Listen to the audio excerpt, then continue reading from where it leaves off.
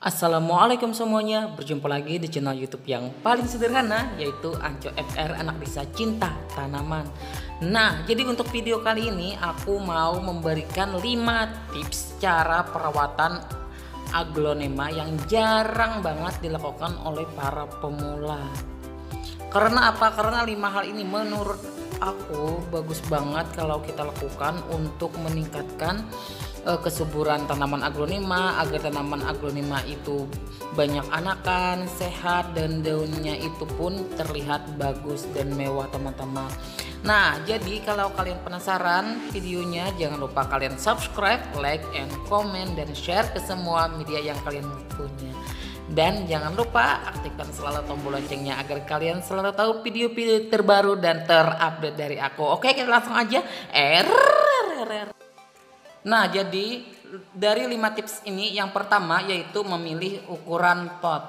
Nah, kenapa sangat dianjurkan kita sebelum penanaman tanaman aglonema ini sangat dianjurkan untuk memilih ukuran pot yang sesuai dengan tanaman. Nah, misalkan tanaman aglonema yang kecil otomatis memiliki perakaran yang sedikit. Jangan kita tanam di dalam pot yang berukuran besar. Karena apa? Karena pot yang berukuran besar itu juga banyak menampung media tanam. Sedangkan tanaman aglonema ini tidak suka dengan media tanam yang basah.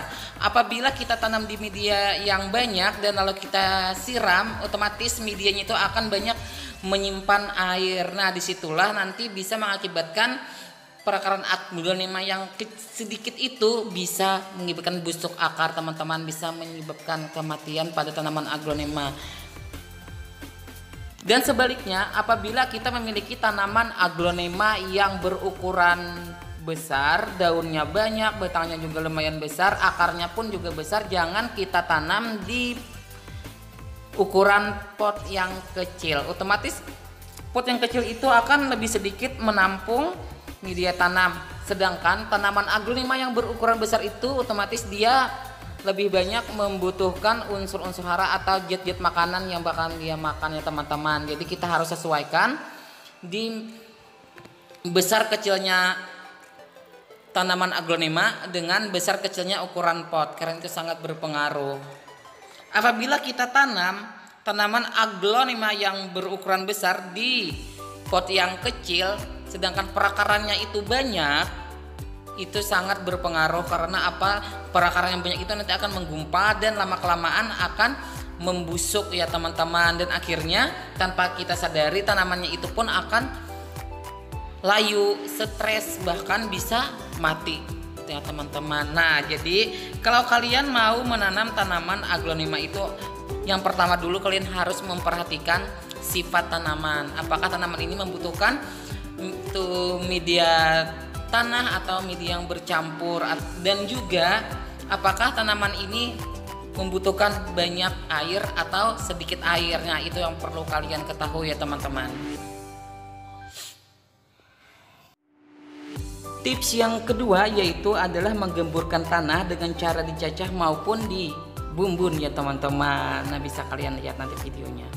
Nah, jadi kenapa aku anjurkan banget buat si pemula untuk mencacah ataupun membumbun media tanam untuk aglonema ini?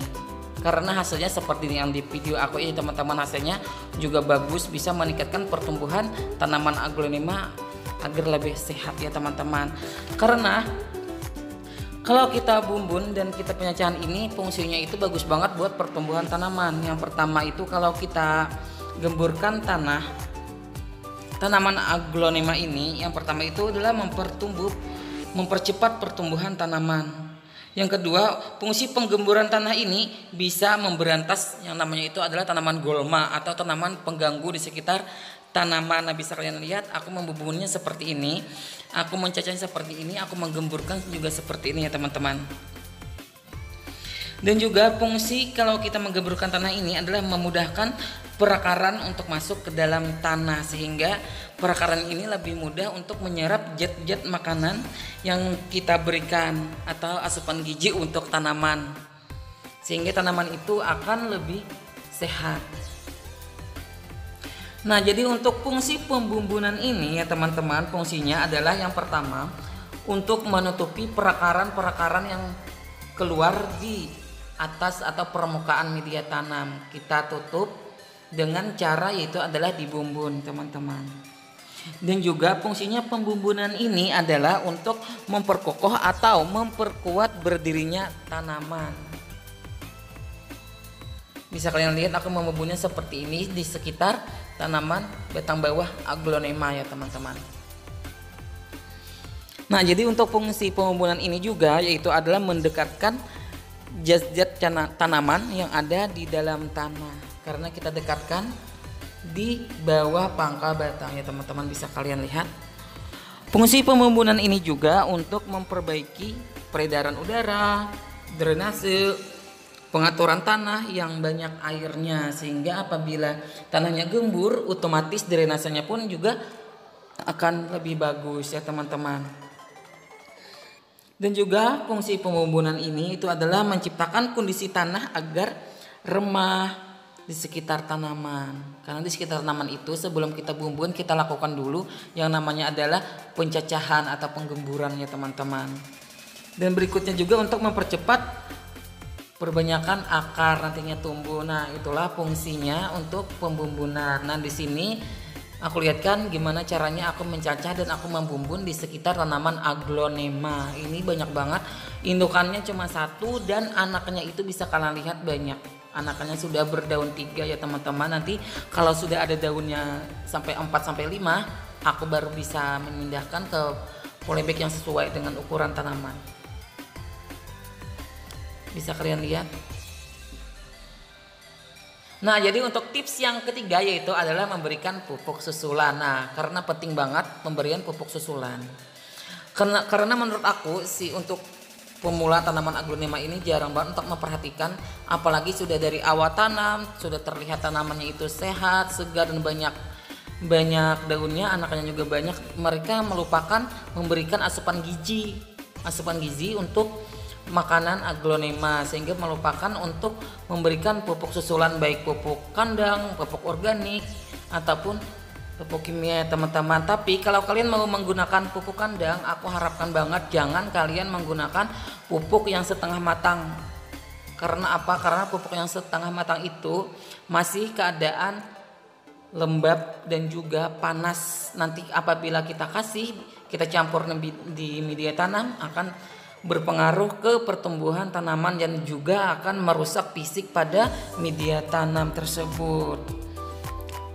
Dan juga bisa menimbulkan tanaman ini stres, bisa layu, bahkan akhirnya bisa mati ya teman-teman, karena pupuk yang kita beri itu adalah pupuk yang tidak matang untuk media tanam pupuk kandang. Dan apabila kalian mau menggunakan pupuk kimia yang seperti butiran-butiran itu, kalian harus sesuaikan juga dengan umur tanaman, dengan banyak media tanam, dan juga dengan banyaknya pengukuran pemupukan. Jangan sampai kalian memberikan pupuk berlebihan, karena pupuk kimia ini itu tidak terlalu bagus untuk pertumbuhan tanaman, apalagi medianya itu banyak ya teman-teman. Nah, jadi bisa kalian lihat seperti di video aku ini, untuk pemberian pupuk susulan kalian harus memperhatikan jangan sampai memberi pupuk susulan itu tidak sesuai ya teman-teman, karena berpengaruh ke pertumbuhan aglonema.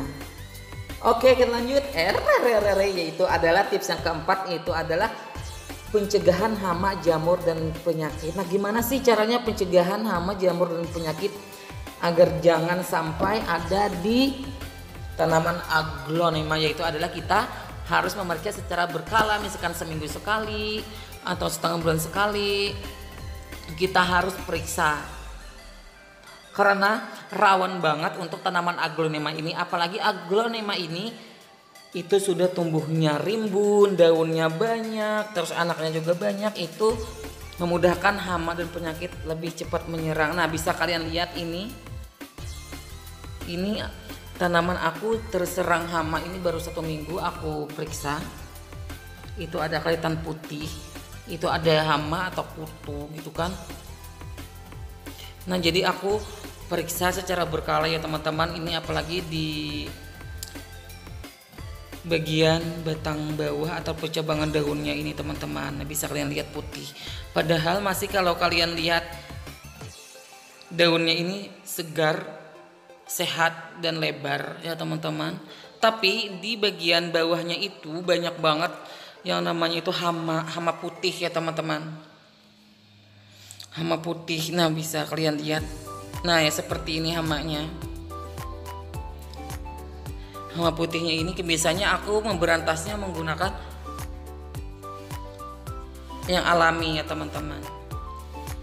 Banyak banget di sekitaran bawah, batang bawah, di sekitar percabangan tangkai daun, dan juga bisa di bagian bunga ya teman-teman.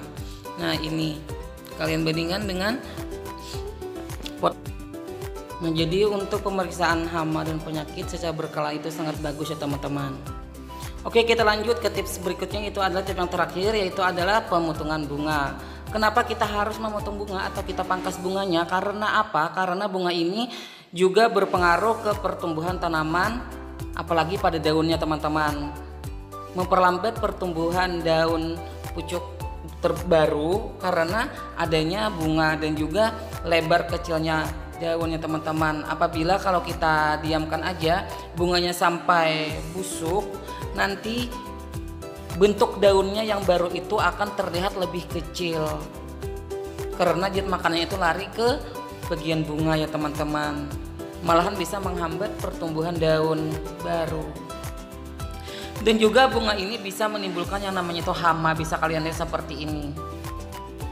Ini adalah tangkai batang bunga yang terserang hama maupun penyakit ya teman-teman. Bisa kalian lihat itu ada putih, kita harus pangkas dan kita buang. Apabila tidak membutuhkan bunganya ini untuk ada segi penyerbukan atau kita memperbanyak perkawinan silang, itu kita buang. Nah, jadi aku harapkan banget buat kalian semua, setelah nonton video ini kalian harus praktikkan juga ya di rumah. Jadi sebelum aku akhiri video ini, kalian jangan lupa di subscribe, like, and comment, dan share ke semua media yang kalian punya. Dan juga jangan lupa kalian aktifkan selalu tombol loncengnya agar kalian selalu tahu video-video terbaru dan terupdate dari aku. Oke, aku akhiri. Wassalamualaikum warahmatullahi wabarakatuh.